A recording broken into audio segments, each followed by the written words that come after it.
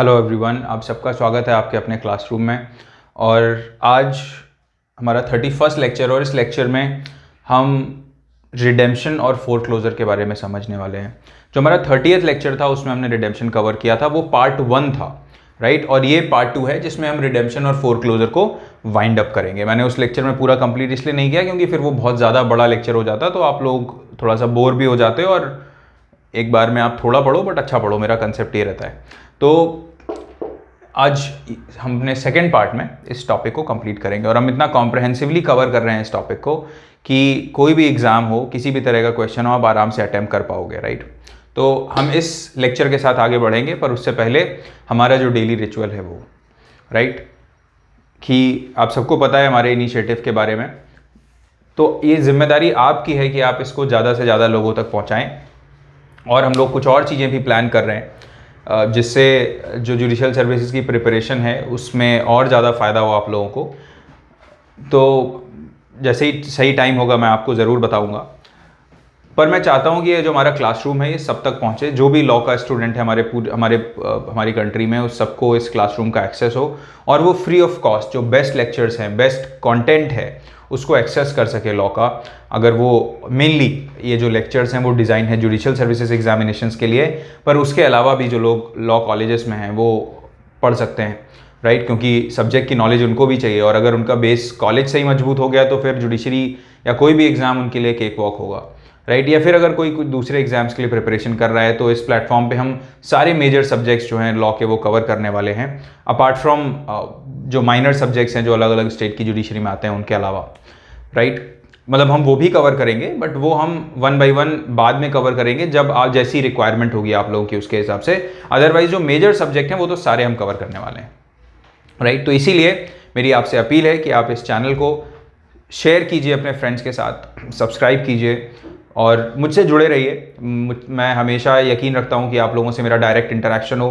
तो मैं बहुत सारे लोगों से, बहुत सारे जो स्टूडेंट्स हैं उनके मैसेजेस आते हैं, कुछ के कभी कॉल भी आते हैं, तो मेरा डायरेक्ट इंटरेक्शन जितना पॉसिबल हो सकता है मैं करने की कोशिश करता हूँ, राइट। तो उससे मुझे फीडबैक मिलता है, मुझे समझ आता है कि हम जो कर रहे हैं वो आपको पसंद आ रहा है या नहीं आ रहा है, और अभी तक जो रिस्पॉन्स है वो बहुत ही अच्छा रहा है, राइट। तो बस जुड़े रहिए, पढ़ते रहिए और बढ़ते हैं हम आज के लेक्चर के साथ, redemption and foreclosure part 2।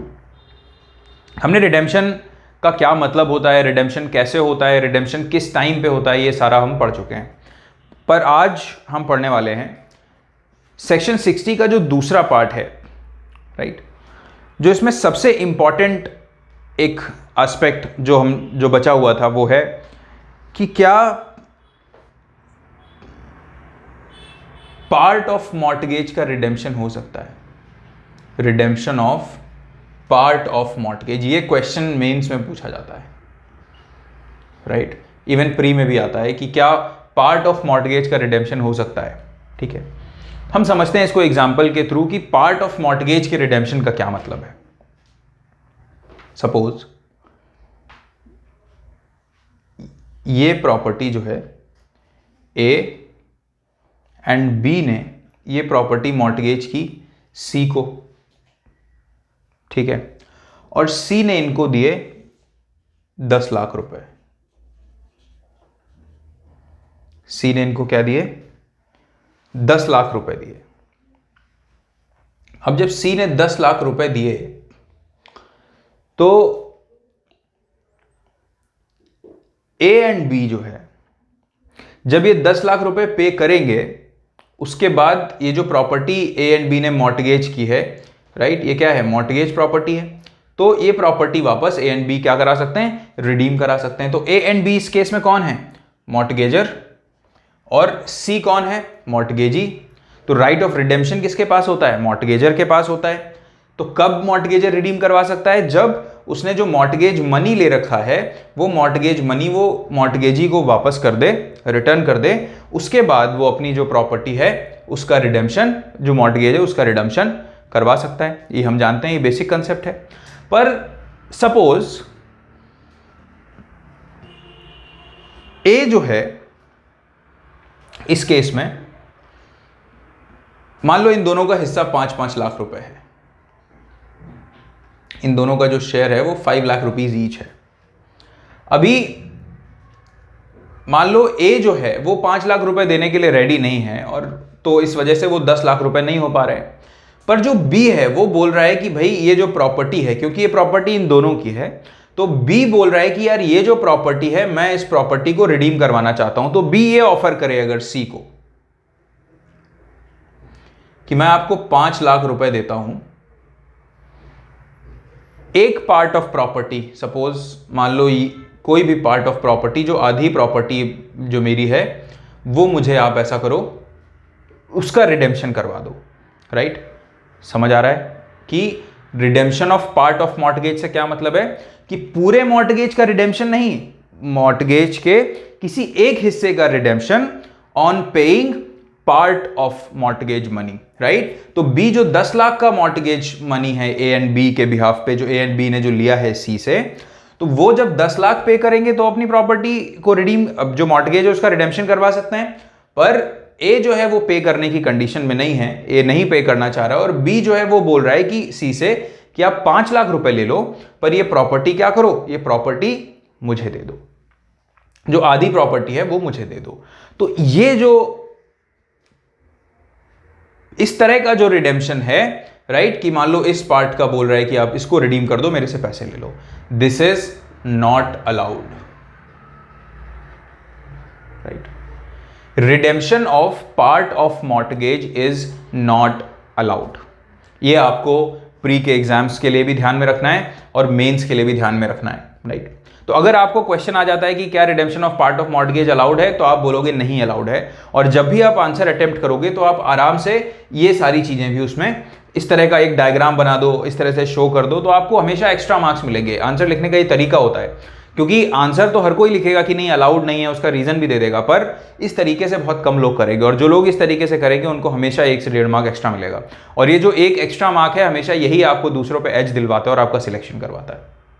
Right, तो redemption of part of mortgage, इसीलिए मैं हमेशा आप लोगों को डायग्राम के थ्रू पढ़ाता हूं, एग्जाम्पल्स बहुत सारे देता हूं, ताकि आप लॉ को प्रैक्टिकलिटी से, अपनी लाइफ से रिलेट करके पढ़ पाओ। लॉ कोई बहुत टफ सब्जेक्ट नहीं है, पर प्रोवाइडेड आप इसको अच्छे से पढ़ो, आप इसको समझ के पढ़ो, ना कि केवल आप रट लो। राइट, तो मेरी कोशिश वही रहती है, और अगर आप इस तरीके से अपना पेपर अटेम्प्ट करेंगे आपको अच्छे मार्क्स मिलेंगे। तो अब हम वापस आते हैं, तो हमने क्या समझा कि जो redemption of part of mortgage है इसका क्या मतलब है, और दूसरा कि क्या ये अलाउड है या अलाउड नहीं है। तो आंसर क्या हुआ कि ये अलाउड नहीं है। अब दूसरी चीज हम देखते हैं कि क्यों अलाउड नहीं है, क्योंकि भाई हम केवल ये तो नहीं पढ़ते ना कि नहीं है, हम वाई भी तो करते हैं कि क्यों अलाउड नहीं है। तो उसके पीछे का रीजन है इंटीग्रेशन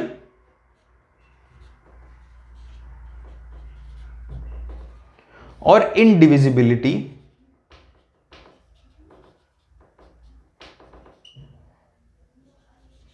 ऑफ सिक्योरिटी,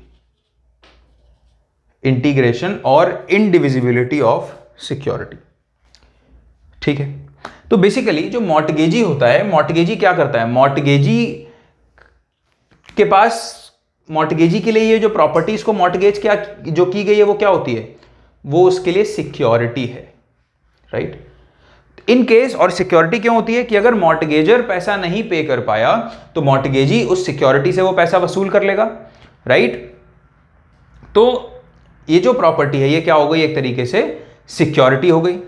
अब जब ये सिक्योरिटी है, ठीक है, तो इसकी जो मॉर्टगेजी के जो राइट्स हैं बेसिकली वो इस मॉर्टगेज प्रॉपर्टी के थ्रू ही सिक्योर्ड है। राइट, तो ये जो सिक्योरिटी है, लॉ इसको कैसे ट्रीट करता है, जैसे कि ये इनडिविजिबल है। ये जो सिक्योरिटी है एक यूनिट है, इस सिक्योरिटी को पीसेस में डिवाइड नहीं करता लॉ इनको। क्यों, क्योंकि अगर वो डिवाइड होगा तो क्या होगा कि मान लो ये प्रॉपर्टी इसने इसकी रिडीम कर दी, ठीक है, पूरी सिक्योरिटी थी, अब ये जो आधी प्रॉपर्टी बची है इस पे बवाल चल रहा है, क्योस चल रहा है। राइट, अब इसमें मान लो 4 हिस्से थे, ठीक है, 4 अलग अलग ओनर्स थे, A B C and D B को भी ले आओ। अब ये सब अपना अपना हिस्सा रिडीम करवाने के लिए घूमेंगे, तो ये जो प्रॉपर्टी है, अब जो सी है मान लो उसका हिस्सा ये है, वो बोल रहा है ये वाला हिस्सा आप रिडीम कर दो। तो अब प्रॉपर्टी के बीच का हिस्सा रिडीम करके उसने उसको दे दिया। जो इधर वाला है और इधर वाला, ये दोनों सिक्योरिटी इसके पास बची। सपोज ये वाला हिस्सा सी का है जो मैं अभी डार्क कर रहा हूं, राइट, ठीक। तो ये हिस्सा अब सी, अगर ये बोल दिया जाए कि पार्शियल रिडेम्पशन अलाउड है, तो सी बोलेगा कि मैं अपना 1/4 जो है वो मैं पे कर रहा हूं, आप मेरा वाला हिस्सा रिडीम कर दो। तो अभी क्या होगा कि जो मॉर्टगेजी है और बाकी लोग अगर उसको पैसा नहीं देते हैं तो ये प्रॉपर्टी इसके किसी काम की नहीं रह गई कि आधा टुकड़ा इधर है आधा टुकड़ा इधर है, राइट। तो इस वजह से क्या होगा, इस वजह से क्योस हो जाएगा और जो प्रॉपर्टी का जो लीगल, क्यों क्योस होगा, क्योंकि जो लीगल स्टेटस है प्रॉपर्टी का वही क्लियर नहीं होगा, ठीक है। जो लीगल स्टेटस है वो क्लियर नहीं होगा। 4 लोग उस सेम प्रॉपर्टी पे क्लेम कर रहे हैं, तो जो मॉर्टगेजी है, तो मॉर्टगेजी को सिक्योरिटी देने का पर्पस क्या है कि भाई उसको सिक्योर करना कि अगर उसको पैसे नहीं मिल पा रहे हैं तो वो पैसे रिकवर कर पाएगा अपनी सिक्योरिटी से। पर यहां पे जब उसकी सिक्योरिटी ही कॉम्प्रोमाइज हो गई तो फिर वो, उसके पास तो कोई रिकोर्स बचेगा नहीं।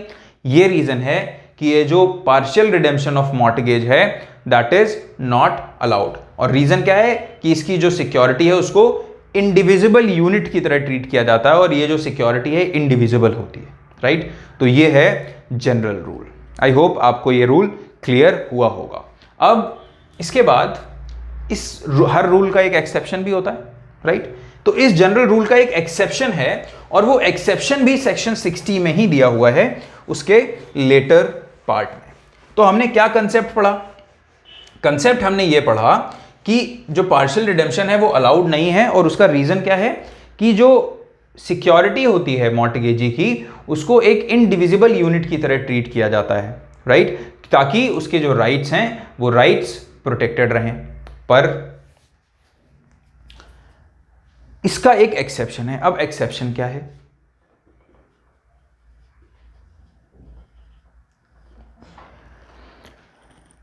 जहां पे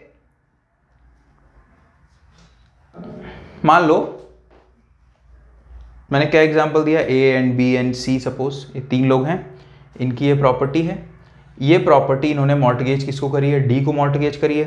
तो डी क्या है? मॉर्टगेजी है और ये लोग क्या हैं? मॉर्टगेजर हैं। तो अभी जो मॉर्टगेजी है उसके लिए ये सिक्योरिटी क्या है?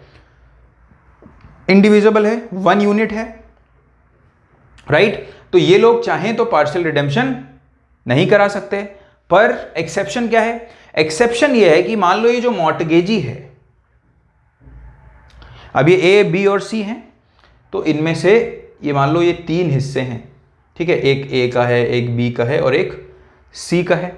तो अब जनरल रूल क्या है कि ए अपना पैसा देके अपना हिस्सा रिडीम नहीं करा सकता। पर एक्सेप्शन क्या है कि मान लो जो डी है वो ऐसा करे कि ये जो ए है इसका हिस्सा खरीद ले। ए ने क्या किया? परचेज कर लिया, इसका जो शेयर है इसने क्या किया? जो ए का इंटरेस्ट है प्रॉपर्टी में डी ने एक्वायर कर लिया। तो अभी क्या हुआ? मॉर्टगेजी को हमने एक सिक्योरिटी दी एक यूनिट की तरह से ताकि उसके राइट्स प्रोटेक्ट हो सकें। पर अब अगर वही चाह रहा है अपनी प्रॉपर्टी को, अपनी जो सिक्योरिटी है उसको डिवाइड करना, राइट, उसको अलग अलग पार्ट्स में ट्रीट करना, तो मॉर्टगेजी ऐसा कर सकता है। उसके पीछे एक और प्रैक्टिकल कंसिडरेशन जो है वो क्या है कि अब रीजन, अब अगर मान लो अगर ये अलाउड नहीं किया जाएगा, राइट, अभी यहां पे तो आपको पार्शियल रिडेम्पशन अलाउड करना पड़ेगा। क्यों? क्योंकि ये प्रॉपर्टी तो अब ए वाला जो हिस्सा है वो तो डी ने खरीद ही लिया है। और अब अगर बोल दिया जाए कि नहीं पार्शियल रिडेम्पशन अलाउड नहीं है तो बी और सी तो अपने हिस्से को कभी रिडीम ही नहीं करवा पाएंगे, राइट।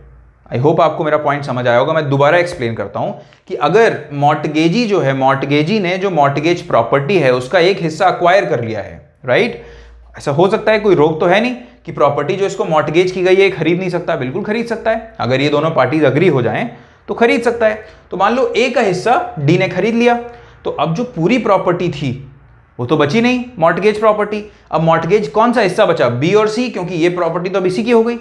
तो अब पार्शियल रिडेम्पशन तो अलाउ करना पड़ेगा। अब अगर पार्शियल रिडेम्पशन अलाउ नहीं किया जाएगा तो फिर बी, और ऐसा बोल दिया जाएगा कि पार्शियल रिडेम्पशन अलाउड नहीं है, तो पूरी ये प्रॉपर्टी क्या है? आप इसको समझिए एक यूनिट, ये प्रॉपर्टी 1 है, राइट। तो 1 का एक पार्ट जो 1/3 है वो तो ये खरीद लिया इसने, तो अब क्या बचा? 2/3 बचा। तो अब 2/3 तो क्या है? पार्शियली हुआ, पूरी एक यूनिट का एक हिस्सा है 2/3। अब अगर इसको अलाउ नहीं किया जाएगा इसका रिडेम्पशन, तो फिर बी और सी के राइट्स डिफीट हो जाएंगे।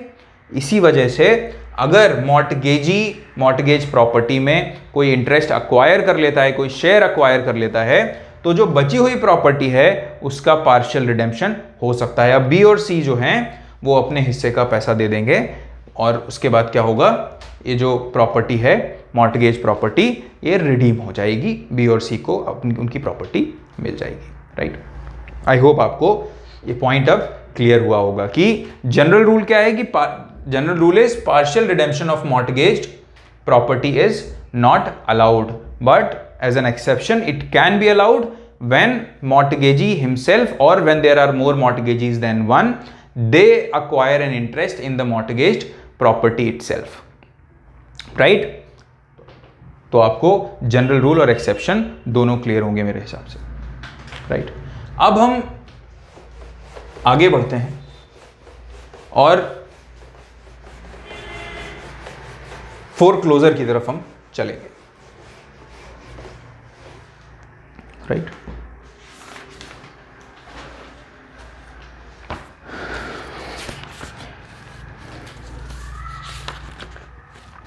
ठीक है, सेक्शन 60 में एक और ये provision redemption of mortgage portion of mortgage property के ऊपर एक 3 लाइंस लिखी हुई हैं that nothing in this section shall be deemed to render invalid any provision to the effect that if the time fixed for payment of principal money has been allowed to pass or no such time has been fixed, the mortgagee shall be entitled to reasonable notice before payment or tender of such money। तो basically कोई बहुत relevant चीज़ नहीं है, इसका केवल मतलब इतना है, कोई डिफिकल्ट चीज़ नहीं। इसका मतलब ये है कि अगर मॉर्टगेज्ड मतलब एक मॉर्टगेजर मॉर्टगेजी जो हैं उसमें अगर उन्होंने कोई टाइम फिक्स नहीं किया है, मान लो ए और बी हैं, ये मॉर्टगेजी है और ये मॉर्टगेजर है, और इसने बोला है कि ये प्रॉपर्टी जो है ये मॉर्टगेज अपनी प्रॉपर्टी इसने मॉर्टगेज कर दी है, इसने इसको पैसा दे दिया, पर कोई टाइम फिक्स नहीं है कि कब ये रिडीम करवाएगा, राइट। तो ये कॉन्ट्रैक्ट में एक बात ये एक क्लॉज ये एंटर कर सकते हैं कि जब ए रिडीम करवाएगा उससे 1 मंथ पहले, ठीक है, 1 मंथ प्रायर नोटिस जो है वो किसको देगा, मॉर्टगेजी को देगा, बस इतनी सी बात, राइट। या फिर जो टाइम फिक्स किया था, राइट, 6 महीने का टाइम फिक्स किया था और वो टाइम निकल गया है पर ए ने रिडीम नहीं करवाया, तो ऐसे केसेस में एक क्लॉज ये डाल सकते हैं कि अगर हमने टाइम फिक्स नहीं किया है तो कितने टाइम का नोटिस देना होगा मॉर्टगेजर को रिडीम करवाने से पहले, और दूसरा कि मान लो अगर टाइम लैप्स हो गया उसके बाद, मान लो हो सकता है ये प्रॉपर्टी जो है इसने इसको, और ऐसा रीजन ऐसा क्यों है मैं आपको इसका लॉजिक बताता हूं। मान लो ए ने जो प्रॉपर्टी बी को दी उसका और वो क्या थे, खेत थे, ठीक है, दीज वर फार्म्स। तो अब यहां पे और बी को इसका पोसेशन मिल गया, राइट, इसको मॉर्टगेज ऐसा था कि पोसेशन ट्रांसफर हो गया। आप मुझे कमेंट में बताइए कौन सा ऐसा पोसेशन है या कौन से ऐसे मॉर्टगेजेस हैं जिनमें पोसेशन ट्रांसफर होता है। कमेंट सेक्शन में मुझे आंसर चाहिए आप लोगों से, राइट। तो अब जब ये जो फार्मर्स हैं, ठीक है, अब सॉरी ये जो फार्म लैंड है ए ने बी को दे दी, अब बी ने क्या किया, बी ने इस पे खेती कर ली, ठीक है, बी ने इस पे मतलब कोई ये फसल जो है वो कल्टीवेट कर रहा है। अब जब ये फसल कल्टीवेट कर रहा है तो बी ने अपना पैसा लगाया इसमें फसल कल्टीवेट करने में। अब अचानक जब फसल बिल्कुल पक के खड़ी हुई है तब ए आया और ए बोलता है कि मुझे अपनी प्रॉपर्टी वापस चाहिए राइट नाउ, रिडेम्पशन मैं करूंगा, मेरा पैसा लो और प्रॉपर्टी दो। इस केस में क्या होगा, ये थोड़ा सा इसके साथ अनजस्ट हो जाएगा, अन्याय हो जाएगा, क्योंकि इसका इन्वेस्टमेंट है, इसका मॉनेटरी इन्वेस्टमेंट है ना, इसने लेबर इन्वेस्ट किया है। तो इसलिए क्या होगा कि ये दोनों अपने आपस में अग्रीमेंट कर सकते हैं कि ऐसे केसेस में जो मॉर्टगेजर है वो क्या करेगा, मॉर्टगेजी को नोटिस देगा, प्रायर नोटिस देगा, और वो ये आपस में डिसाइड कर सकते हैं कितने टाइम का नोटिस होगा, 1 महीने का, 2 महीने का या 3 महीने का, राइट। तो ये है हमारा section 60 and the concept of redemption. अभी यहाँ पे कंसेप्ट ऑफ रिडेम्पशन ओवर होता है। मैं आपको कुछ और चीजें हैं, जैसे रिडेम्पशन कौन कौन करवा सकता है, मॉर्टगेजर तो करवा ही सकता है, पर मॉर्टगेजर के अलावा और कौन रिडीम करवा सकता है, ये कंसेप्ट मैं आपको सबरोगेशन के साथ पढ़ाऊंगा जब हम सेक्शन 92 पढ़ेंगे, राइट। तो वो एक लेक्चर में ही मैं पूरा कवर करूंगा। तो रिडेम्पशन के बाद अपन अब पढ़ेंगे फोरक्लोजर। रिडेम्पशन हम पढ़ते हैं सेक्शन 60 में एंड फोरक्लोजर हम पढ़ते हैं section 67 of transfer of property act में। अब हम और जब मैं आपको फोरक्लोजर पढ़ाने जा रहा हूँ तो मुझे उम्मीद है कि आपके हाथ में आपका बेयर एक्ट होगा। मैंने आपको पहले भी बताया है कि जो रिडेम्पशन होता है वो किसका राइट होता है? मॉर्टगेजर का राइट होता है, राइट। और फोरक्लोजर किसका राइट होता है? मॉर्टगेजी का राइट होता है। ये अगर आप अभी तक के मेरे लेक्चर्स आपने देखे हुए हैं तो आपको इस चीज़ पे कोई डाउट नहीं होगा, आई एम श्योर। तो अब रिडेम्पशन तो हमने समझ लिया, अब हम समझते हैं foreclosure, right. But section 67 is not only about foreclosure, it's also about sale of mortgage property, right.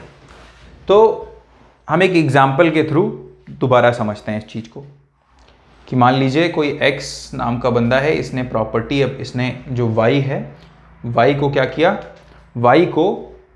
Y से पैसे लिए, ठीक है, 5 लाख रुपए लिए और अपनी प्रॉपर्टी इसको मॉर्टगेज की, ये प्रॉपर्टी है, तो ये क्या हुआ? मॉर्टगेजर, और ये क्या हुआ? मॉर्टगेजी हो गया।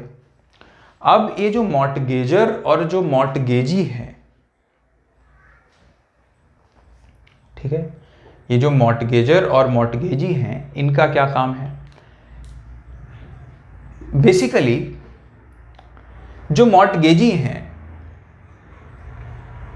अगर मॉर्टगेजर ने पैसे नहीं दिए मॉर्टगेजी को 5 लाख रुपए, तो इसके पास क्या राइट होता है? मैंने आपको बताया कि ये प्रॉपर्टी सेल करवा सकता है, ठीक है। उसके अलावा एक और राइट इसके पास क्या होता है? एक राइट होता है सेल ऑफ प्रॉपर्टी का, और दूसरा क्या राइट होता है? फोरक्लोजर का, राइट। तो दो राइट्स कौन से होते हैं मॉर्टगेजी के पास? सेल और दूसरा फोरक्लोजर का, इन केस मॉर्टगेजर फेल्स टू पे of the mortgage money, mortgage money पे नहीं कर पाता, ठीक है। अब हम इन दोनों को 1 बाय 1 देखेंगे। ये जो सेल है, तो अब ये प्रैक्टिकली कैसे वर्क करता है मैं आपको बताता हूं। मान लीजिए कि ये प्रॉपर्टी गिरवी रख के इसने 5 लाख रुपए लिए Y, और बाद में ये X जो है, मॉर्टगेजर जो है, वो मॉर्टगेजी को पैसे नहीं दे पाया, बार बार इसके रिमाइंड करने के बावजूद भी, बार बार नोटिस देने के बावजूद भी। तो Y के पास क्या ऑप्शन है? Y के पास ऑप्शन है इस प्रॉपर्टी को बेच देने का। पर क्या Y डायरेक्टली बेच सकता है कि जाए और किसी Z नाम के बंदे को पकड़े और उससे डील कर ले कि मुझे आपको ये प्रॉपर्टी बेचनी है? Y ऐसा नहीं कर सकता। सेल जो होगी हमेशा वो कैसे होगी? थ्रू कोर्ट होगी, थ्रू कोर्ट होगी, राइट। Y को कोर्ट में अप्लाई करना पड़ेगा और ये बोलना पड़ेगा कि मैं आपकी जो प्रॉपर्टी है, कि मैं जो प्रॉपर्टी है, इस प्रॉपर्टी को मैं बेचना चाहता हूं, ठीक है। और क्यों बेचना चाहता हूं? क्योंकि मेरा जो पैसा है वो रिकवर नहीं हो पाया है, तो आप प्लीज मेरा पैसा जो है वो मुझे लौटा दीजिए। फिर जब कोर्ट में ये सूट जाएगा तो उसके बाद भी कोर्ट X को मौका देगा कि वो अपना जो पैसा है वो डिपॉजिट कर दे कोर्ट में, ताकि उसकी प्रॉपर्टी छूट जाए और बेची ना जाए। क्योंकि मैंने आपको बताया है कि जो राइट ऑफ रिडेम्पशन है वो एक इनहेरेंट राइट होता है मॉर्टगेजर का, और मॉर्टगेजर को ये मौका दिया जाता है आखिरी तक कि वो रिडीम करवा सके अपनी प्रॉपर्टी, राइट। तो एक सेल कैसे होगी? थ्रू कोर्ट होगी। अब कोर्ट क्या करेगा? कोर्ट जब ये X कंप्लाई नहीं करेगा कोर्ट के ऑर्डर से कि भाई आप पैसा जमा कर दो, जो मॉर्टगेज मनी है वो कोर्ट में डिपॉजिट कर दो और अपनी प्रॉपर्टी रिडीम करवा लो, तो ultimately as a matter of last resort court क्या करेगा? कोर्ट इस प्रॉपर्टी का पे सेल की डिक्री दे देगा, राइट। और उस पर क्या होगा? ऑक्शन होगा। ऑक्शन में जो इंसान सबसे ज्यादा, ऑक्शन कैसे होता है कि जब कोई प्रॉपर्टी बिक रही है तो जो सबसे ज्यादा बोली लगाएगा उसको प्रॉपर्टी मिल जाएगी। मान लो कोई Z नाम का बंदा था, उसने सबसे ज्यादा पैसे बोले उस प्रॉपर्टी के, तो वो प्रॉपर्टी का ऑक्शन किसके फेवर में हो गया? Z के फेवर में हो गया। तो प्रॉपर्टी किसको बिक गई? Z को। तो अब Z हो गया ओनर इस प्रॉपर्टी का। पर मान लो ये जो प्रॉपर्टी है, इस प्रॉपर्टी की एक्चुअल कीमत थी 20 लाख रुपए, ठीक है। पर जो मॉर्टगेजी है उसको कितने रुपए से मतलब था? 5 लाख रुपीज से ही मतलब था उसको, तो ठीक है। तो अब जब टोटल 5 लाख रुपए से इसको मतलब था मॉर्टगेजी को, तो क्या इसको पूरे 20 लाख रुपए दिए जाएंगे? क्योंकि प्रॉपर्टी बेचने पे तो 20 लाख रुपए मिले, राइट। ऐसा तो नहीं हो सकता, क्योंकि जितनी इसकी मतलब जितना इसका राइट था उसको तो उतना ही मिलेगा ना, उससे ज्यादा तो नहीं मिलेगा। तो जो बचा हुआ 15 लाख रुपए, मान लो ये प्रॉपर्टी कितने की बिकी? टोटल 20 लाख की बिकी। 5 लाख रुपए मॉर्टगेजी के थे, उसको मिल गए। जो बचे हुए 15 लाख हैं वो किसको जाएंगे?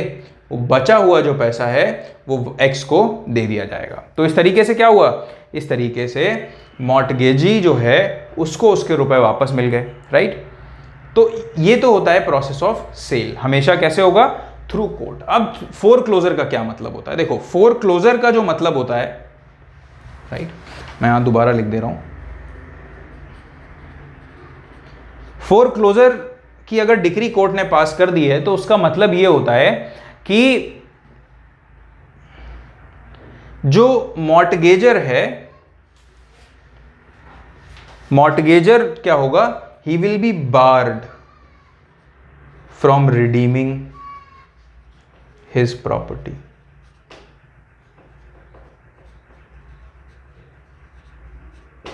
ठीक है, जो फोरक्लोजर है उसका क्या मतलब होता है, अगर आप सेक्शन 67 देखेंगे तो आप सेक्शन 67 में जो सेकेंड पैराग्राफ है आप उसमें देखेंगे क्लियरली लिखा हुआ है, a suit to obtain a decree that a mortgagor shall be absolutely debarred of his right to redeem the mortgage property is called a suit for foreclosure, right. तो क्या foreclosure का मतलब क्या होता है, फोरक्लोजर का मतलब ये होता है कि जब कोर्ट जो है वो एब्सोल्युटली डिबार कर देता है किसको, मॉर्टगेजर को, वो प्रॉपर्टी रिडीम करने से, तो उस प्रॉपर्टी पे किसका कब्जा हो जाता है, जो मॉर्टगेजी है उसका हक आ जाता है उस प्रॉपर्टी पे, राइट। तो ये होता है फोरक्लोजर। तो आई होप आपको फोरक्लोजर और सेल दोनों चीजें समझ आई।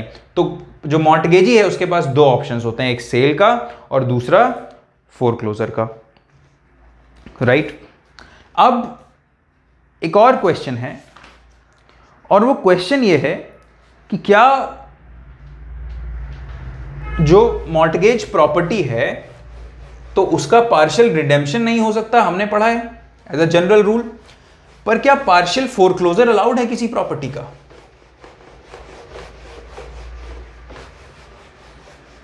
क्या पार्शियल फोरक्लोजर अलाउड है किसी प्रॉपर्टी का।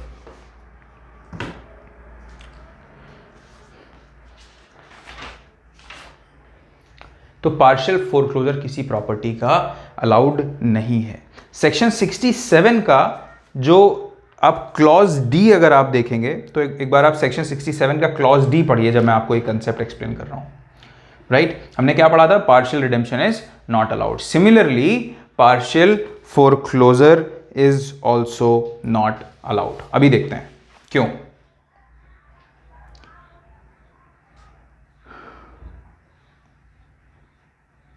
एक्स वाई, ठीक है, हम एक बार पढ़ लेते हैं डी।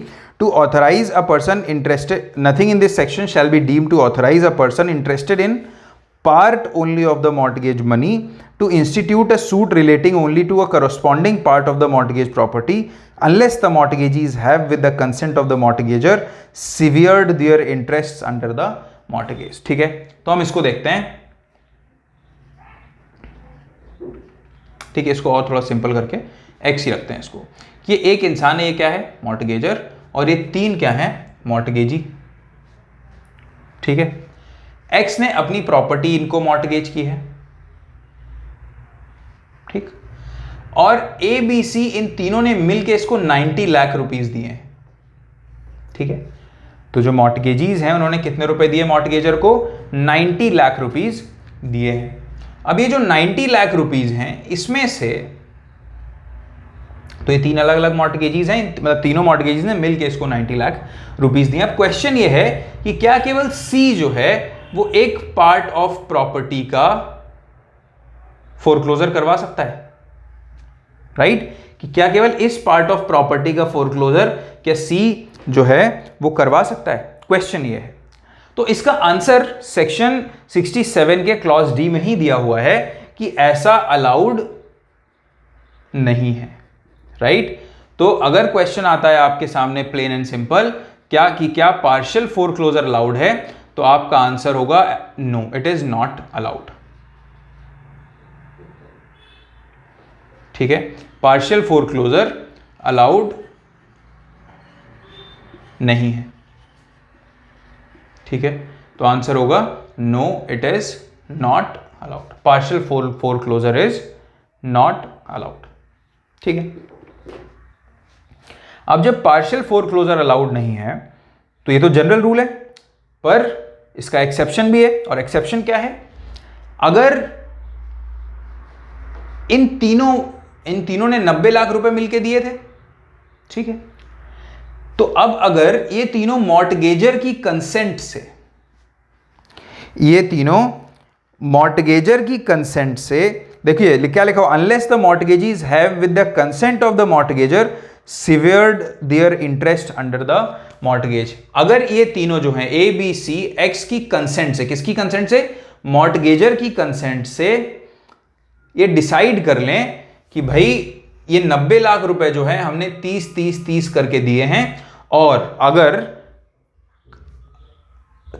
आप पूरा पैसा नहीं दे पाते हो तो हम में से कोई एक प्रॉपर्टी के किसी हिस्से को, मान लो इस तरीके से ही करें कि जो सी है वो बोले कि इस प्रॉपर्टी, ये जो हिस्सा है इस प्रॉपर्टी का, इस पे मेरा राइट होगा, राइट, बी का इस पे होगा और ए का इस पे होगा, और इस बात के लिए किसकी कंसेंट हो, मॉर्टगेजर की कंसेंट हो। तो तब अगर ऐसा है, इतना क्लियर है, तो तब जो सी है, जो एक मॉर्टगेजी है, वो क्या कर सकता है, पार्शियल फोरक्लोजर करवा सकता है। ए जो है अपने हिस्से का फोरक्लोजर, अगर मान लो ये 30 लाख रुपए नहीं दे पाया ए के हिस्से के, तो ए क्या करेगा, इस हिस्से का फोरक्लोजर करवा सकेगा, राइट। आपको बात समझ आई कि यहां पे क्या इंपॉर्टेंट है, जनरल रूल कि partial foreclosure is not allowed, but as an exception किसकी कंसेंट होनी चाहिए, एक्सेप्शनल केसेस में ये अलाउड है। कंसेंट किसकी होनी चाहिए, मॉर्टगेजर की, राइट, कंसेंट ऑफ मॉर्टगेजर होनी चाहिए। दूसरा क्या होना चाहिए, कंसेंट ऑफ मॉर्टगेजर से क्या कर रहे हैं ये लोग, ये अपना इंटरेस्ट को सिवियर करें, अपने इंटरेस्ट को, मतलब अपना इंटरेस्ट डिवाइड कर लें, राइट, इन मॉर्टगेज, ठीक है, they sever their interest in a mortgage, right. तो पार्शियल रिडेम्पशन भी अलाउड नहीं है और पार्शियल फोरक्लोजर भी अलाउड नहीं है as a general rule, but it is allowed as an exceptional circumstances, अगर कुछ सर्टेन कंडीशंस जो हैं वो फुलफिल होती हैं तो। अब इसके बाद मैंने आप लोगों को रिडेम्पशन में पढ़ाया था, जो रिडेम्पशन का पार्ट 1 का मेरा जो 30th लेक्चर था, उसमें मैंने आपको बताया था कि वेवर अलाउड नहीं है, राइट, कि waiver of redemption is not allowed, right. क्यों, क्योंकि जो रिडेम्पशन है वो इनहेरेंट राइट होता है मॉर्टगेजर का, तो इसलिए waiver of redemption is not allowed. पर अब क्वेश्चन ये आता है कि क्या waiver of foreclosure is allowed, waiver of foreclosure is allowed, whether waiver of foreclosure is allowed, तो वो as a matter of general rule waiver of redemption allowed नहीं होता है। एक्सेप्शनल केसेस में एक सब्सिक्वेंट कॉन्ट्रैक्ट के थ्रू रिडेम्पशन का जो राइट है उसको वेव किया जा सकता है, ठीक है। और उसके पीछे का रीजन ये था कि जो मॉर्टगेजी है वो मॉर्टगेजर की मजबूरी का फायदा उठा के उसको एक्सप्लॉइट कर सकता है, और जो कॉन्ट्रैक्ट है उसमें वो क्लॉज डलवा सकता है कि आपके पास राइट ऑफ रिडेम्पशन नहीं रहेगा, राइट। तो ये लॉजिक था, और इस वजह से जो वेवर ऑफ रिडेम्पशन है वो अलाउड नहीं है, ठीक है। तो वेवर ऑफ फोरक्लोजर देख लेते हैं। वेवर का क्या मतलब होता है, टू गिव अप, ठीक है, कि आपका कोई राइट है, आपने उसको गिव अप कर दिया, ठीक है। तो वेवर ऑफ रिडेम्पशन मतलब रिडेम्पशन का राइट तो है मॉर्टगेजर के पास, ऑब्वियसली होता है, लॉ ने दिया उसको वो राइट, पर जब मॉर्टगेजर उस राइट को गिव अप कर दे तो उसको बोलते हैं वेवर, ठीक है। तो क्या फोरक्लोजर का राइट किसके पास होता है, मॉर्टगेजी के पास, तो क्या इसका वेवर अलाउड है, यस अलाउड है, ठीक है। तो अब अगर बहुत ध्यान से आपको ये लेक्चर्स देखने पड़ेंगे, बहुत इंपॉर्टेंट कंसेप्ट्स हैं और मैं बहुत डिटेल में आपको समझा रहा हूं। तो वेवर ऑफ फोरक्लोजर अलाउड है एज अ जनरल रूल। क्यों, अगर आप सेक्शन 67 देखेंगे तो सेक्शन 67 की जो पहली लाइन है वो ये बोलती है, in the absence of contract to the contrary the mortgagee has at any time after the mortgage money has become due to him and before a decree has been made for the redemption, ठीक है। तो मतलब क्या बोलती है, in the absence of a contract to contrary, मतलब अगर contract to contrary है तो फोरक्लोजर नहीं है। कॉन्ट्रैक्ट टू कॉन्ट्ररी का क्या मतलब है, मतलब अगर दोनों पार्टीज यहां पे ये अग्री कर जाएं कि भाई हम फोरक्लोजर का राइट नहीं रखेंगे, तो फिर वो कॉन्ट्रैक्ट प्रिवेल करेगा। ठीक है, दो चीजें हैं, जो फोरक्लोजर है उसका राइट कौन दे रहा है, लॉ दे रहा है कि जो मॉर्टगेजी है, जो फोरक्लोजर है उसका राइट कौन दे रहा है, लॉ दे रहा है। पर अब अगर पार्टीज ये कॉन्ट्रैक्ट करती हैं कि इस केस में कोई पर्टिकुलर मॉर्टगेज है और उसमें जो मॉर्टगेजी है उसके पास फोरक्लोजर का राइट जो है वो नहीं होगा, जो मॉर्टगेजी है वो क्या करेगा, फोरक्लोजर नहीं करेगा, तो ये जो कॉन्ट्रैक्ट है, दिस कॉन्ट्रैक्ट विल प्रिवेल। ठीक है, किसके ऊपर, लॉ के ऊपर। क्यों, क्योंकि लॉ खुद ही फैसिलिटेट कर रहा है कि ये जो फोरक्लोजर है उसको वेव ऑफ किया जा सकता है। लॉ खुद बोल रहा है कि अगर दोनों parties in the absence of a contract to the contrary, कि मतलब अगर कोई कॉन्ट्रैक्ट नहीं है इस तरह का दोनों पार्टीज के बीच में कि फोरक्लोजर नहीं होगा, तो फिर उनके पास फोरक्लोजर का राइट होगा। पर अगर वो दोनों ये कॉन्ट्रैक्ट कर लें कि जो मॉर्टगेजी है उसके पास फोरक्लोजर का राइट नहीं है, तो फिर राइट ऑफ फोरक्लोजर जो है मॉर्टगेजी के पास नहीं होगा। तो इसीलिए इससे क्लियर हो जाता है कि वेदर फेवर ऑफ, जो वेवर ऑफ फोरक्लोजर है वो क्या है, अलाउड है। तो यहां पे इसका आंसर अगर आपको कभी लिखना हो तो आप सेक्शन 67 में ये जो फ्रेज यूज किया गया है कॉन्ट्रैक्ट टू द कॉन्ट्ररी, इसको आप कोट करना और इसको एक्सप्लेन करते हुए विद एग्जांपल आप बताना कि इस वजह से जो वेवर ऑफ फोरक्लोजर है ये अलाउड नहीं है। वेवर ऑफ फोरक्लोजर जो है वो अलाउड है। जबकि अगर हम एक बार आप सेक्शन 60 देखिए, अभी आप देखिए सेक्शन 60, देखिए सेक्शन 60 में कहीं ऐसा कोई वर्ड लिखा हुआ है क्या? आप अगर सेक्शन 60 पढ़ेंगे तो आप कहीं पे ये जो फ्रेज है contract to the contrary type का कहीं नहीं पाएंगे। इसीलिए सेक्शन 60 में जो रिडेम्पशन है, रिडेम्पशन का राइट जो है एज अ जनरल रूल कभी वेव नहीं किया जा सकता। पर क्योंकि सेक्शन 67 जो है वो क्या बोलता है कि वो क्लियरली मेंशन कर देता है कि जो वेवर है फोरक्लोजर का दैट इज अलाउड। ठीक है, उसके बाद हम आगे आते हैं सेक्शन 67 में। ठीक है, अब सेक्शन 60 में और सेक्शन 67 में एक क्वेश्चन ये आता है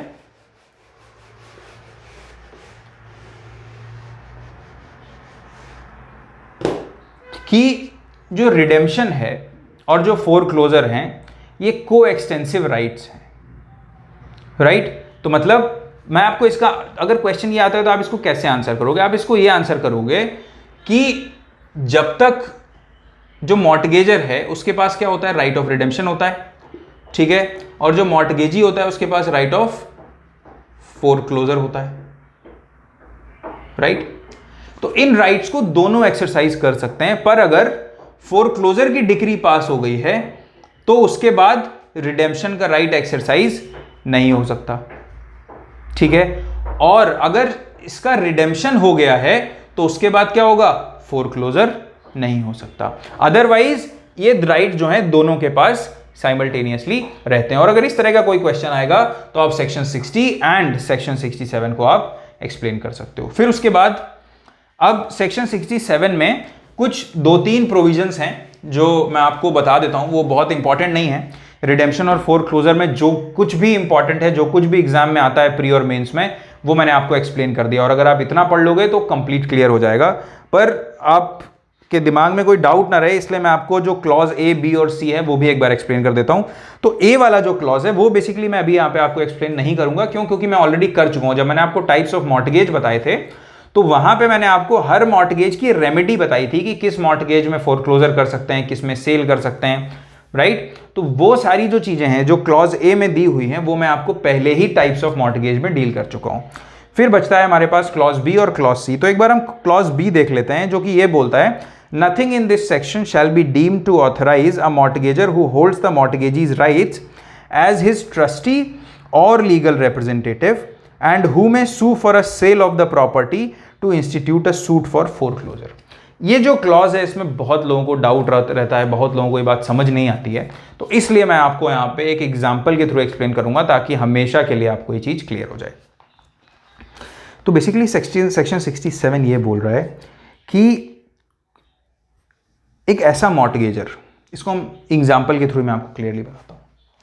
मान लीजिए ए जो था ये मॉर्टगेजर था और इसने अपनी प्रॉपर्टी जो है बी को मॉर्टगेज की, तो बी क्या हुआ, मॉर्टगेजी। अब ये जो प्रॉपर्टी है इसने इसको मॉर्टगेज कर दी, बी ने इसको 50 लाख रुपए दे दिए, बी ने इसको क्या किया, 50 लाख रुपीस दे दिए। अभी जो बी है इस केस में बी ने क्या किया, ए को, तो अभी क्या होगा, बी के पास क्या राइट है, बी के पास राइट है फोरक्लोजर का और सेल का, दो राइट्स हैं बी के पास क्योंकि वो मॉर्टगेजी है। पर अगर बी ने क्या किया, बी ने ए को अपना ट्रस्टी बना दिया, ठीक है। ट्रस्टी कौन होता है, बेसिकली ट्रस्टी वो इंसान होता है जो एक ट्रस्ट को मैनेज करता है, ठीक है। मान लो मेरी प्रॉपर्टी अगर है तो मैं उस प्रॉपर्टी का क्या करूं, एक ट्रस्ट बना दूं और उस प्रॉपर्टी को ट्रस्ट के नाम कर दूं, राइट। उस प्रॉपर्टी को मैं क्या करूं, ट्रस्ट के नाम कर दूं। उसके बाद इस ट्रस्ट को मैनेज करने के लिए कुछ लोग होंगे जो ट्रस्टी होंगे। तो मान लो मैं किसी एक्स नाम के इंसान को उसका ट्रस्टी बना दूं, तो ये जो एक्स होगा ये इस प्रॉपर्टी का ओनर नहीं होगा, बस इसके पास ये राइट्स होंगे कि वो इस ट्रस्ट की प्रॉपर्टी को प्रॉपरली मैनेज कर सकें। और जो ट्रस्ट का हमेशा एक ऑब्जेक्टिव होता है कि वो किसी, मान लो मैं किसी एजुकेशनल पर्पसेस के लिए मैं ट्रस्ट बना दूं कि जो बच्चे हैं उनकी, जो ऐसी फैमिलीज को बिलोंग करते हैं जो उतनी वेल्दी नहीं है कि अपने बच्चों को बहुत ज़्यादा उच्च शिक्षा दिला सकें, हायर एजुकेशन के लिए उनको बाहर भेज सकें, तो उसके लिए मैं एक ट्रस्ट क्रिएट कर दूं, राइट। ऐसे बहुत सारे ट्रस्ट अपने देश में चलते हैं, बड़े बड़े जो बिजनेस हाउसेस हैं उनके ट्रस्ट हैं और वो फंडिंग भी करते हैं लोगों को बाहर जाके पढ़ने के लिए, राइट। तो उस पर्पस के लिए एक्स का काम क्या होगा, एज अ ट्रस्टी ये देखना कि उस पर्पस के लिए इस ट्रस्ट की प्रॉपर्टी को यूज किया जा रहा है या नहीं किया जा रहा है। तो मैनेजमेंट का काम होगा, एक्स एक तरह से जो ट्रस्टी है वो क्या हो जाता है, मैनेजर हो जाता है एक तरीके से, ओनर नहीं होता, ठीक है। तो ये ट्रस्ट का कंसेप्ट है। अब इस केस में बी ने अपनी प्रॉपर्टी का ट्रस्टी बना दिया, किसको, ए को। ए क्या बन गया, ट्रस्टी। एक ट्रस्ट क्रिएट किया बी ने और वो उसने बोला कि जो जितनी भी प्रॉपर्टी है, इस सारी प्रॉपर्टी का जो इस्तेमाल है वो लोगों की एजुकेशन के लिए होगा, लोगों की हेल्थ के लिए होगा, हॉस्पिटल्स बनाने के लिए होगा। और उसने उस प्रॉपर्टी का जो ट्रस्टी है और जो ट्रस्ट है उसका ट्रस्टी किसको, ए को बना दिया। तो अब ये जो पूरी प्रॉपर्टी है इसकी किसके पास चली गई, ट्रस्ट के पास चली गई और उस प्रॉपर्टी को मैनेज कर रहा है ए, राइट। तो ए का ट्रस्टी के तौर पे इसकी तो ये जो प्रॉपर्टी है, इस प्रॉपर्टी पे, ये किसकी प्रॉपर्टी है, ए की प्रॉपर्टी है एक्चुअल में, पर इस प्रॉपर्टी को इसने किसको मॉर्टगेज किया हुआ था, बी को, और बी ने इसके बदले में इसको 50 लाख रुपए दिए थे। तो यहां पे इसकी जिम्मेदारी क्या होगी कि ये प्रॉपर्टी भी देखो इसी की, ठीक। पर इस प्रॉपर्टी पे 50 लाख रुपए का कर्ज है मॉर्टगेज का, ठीक है, जो इस ट्रस्ट को इसे लौटाना पड़ेगा।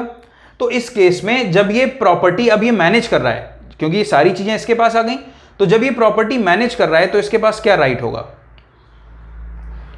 अगर नॉर्मल जो मॉर्टगेजी है उसके पास राइट होता है फोरक्लोजर और सेल का, पर इसके पास फोरक्लोजर का राइट नहीं होगा। क्या राइट होगा, केवल सेल का राइट होगा, ठीक है।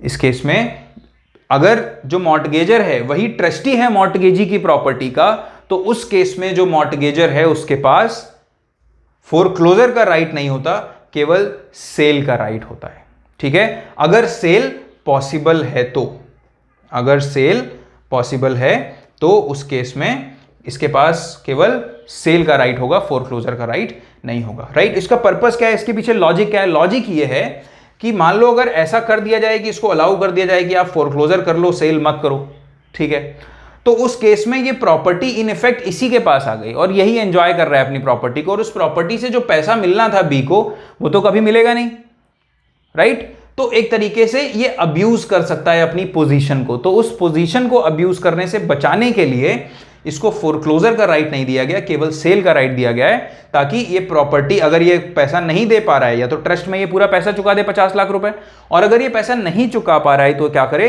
इस प्रॉपर्टी को बेच दे, सेल करवाए इस प्रॉपर्टी की, और जो भी पैसा इसका बनता था वो पैसा इसको दे दे, राइट, और वो पैसा ट्रस्ट में चला जाएगा। ठीक है, अदरवाइज अगर ऐसा नहीं होगा तो इस प्रॉपर्टी को ये अपने पास ही रखे रहेगा और इस्तेमाल करता रहेगा। ठीक है, तो अपनी ये पोजीशन अब्यूज कर सकता है। तो ये वजह है कि यहां पे जो क्लॉज भी है वो इंसर्ट किया गया है।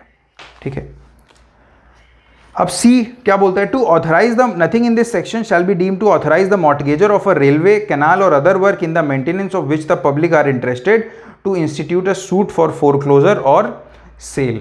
अब मान लीजिए कोई मॉर्टगेजी है, ठीक है, मान लो कोई म्यूनिसिपल अथॉरिटी है, ठीक है, म्यूनिसिपल कॉरपोरेशन है कहीं की, तो उसका एक हॉस्पिटल है, उसको मान लो पैसे की ज़रूरत थी, ठीक है, उसको पैसे की ज़रूरत थी, ठीक, तो मान लो उसकी कैनाल्स हैं, ठीक।